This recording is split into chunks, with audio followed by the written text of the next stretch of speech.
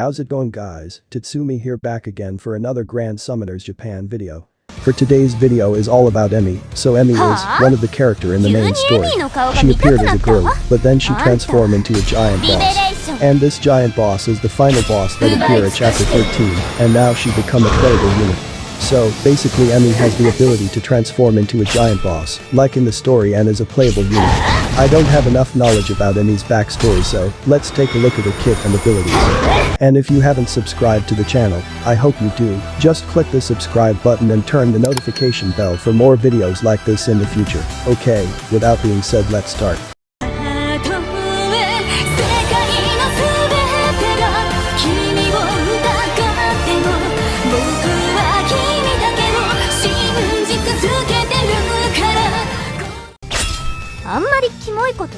Awoken Emmy is a dark unit and belongs to human race, main role magical attacker. She has 3 passive abilities. First, increase damage to humans by 50%, increase physical resistance by 10%, and increase damage to blinded enemies by 50%. Her skill deals 1600% dark magic damage, and for 6 seconds, reduce enemies' magic resistance by 10%, 12 seconds CT.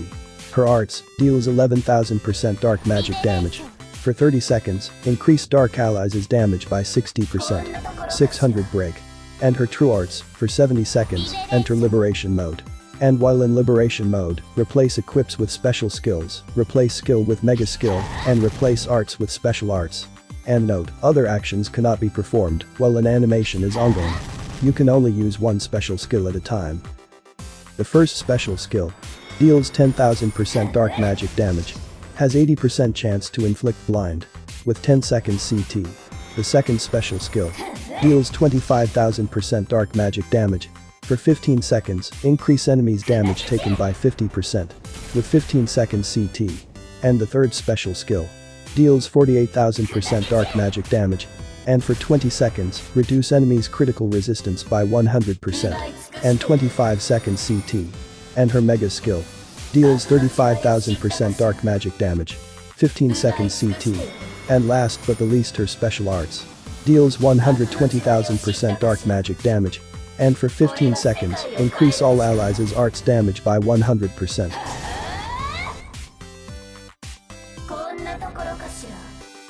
Her true weapons: 5-star magic true 9th oath.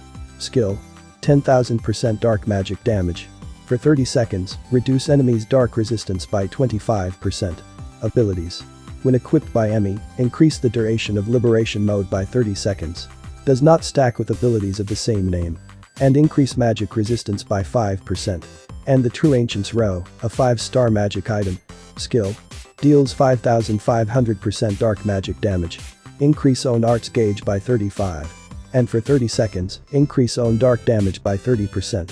And abilities: when equipped by Emmy, increase damage by 20%. At the start of a quest, increase Emmy's arts gauge by 100. And does not stack with abilities of the same name. And blind time reduction and evasion rate 20% up. はぁ？急にエミーの顔が見たくなった？あんた、あんまりキモいこと言うと。And here's my short review about this unit. To be honest, I have a lot of fun using Emmy. The way it turned to a giant monster, which is a new way to use unit here in Grand Summoner. Yes, it is fun because you can actually control this unit and stay as a giant boss allied unit for a while. So, what is good thing about her is that she has the new ability liberation mode. And with that ability, she gains a new set of skills with a lot of buff and debuffs. And also has this orb thing like the other giant bosses. She does a ton of damage when liberation mode activated.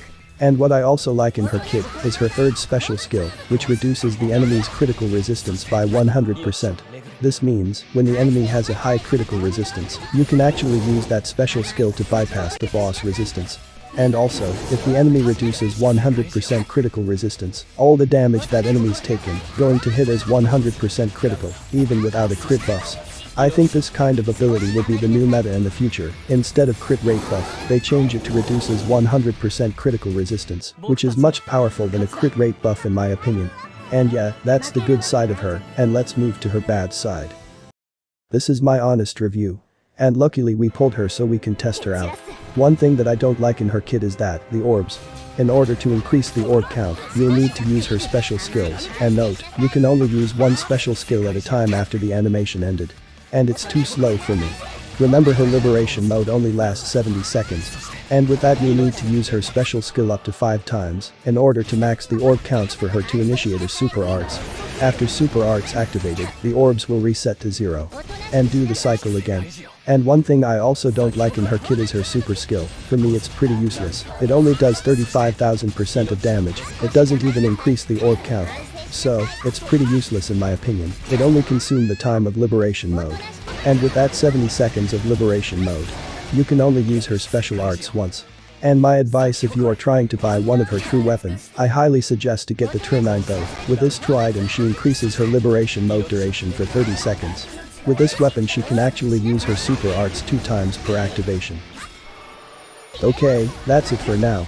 What can you say about this unit? Let me know in the comment. Thanks for watching and see you guys in the next one. Later.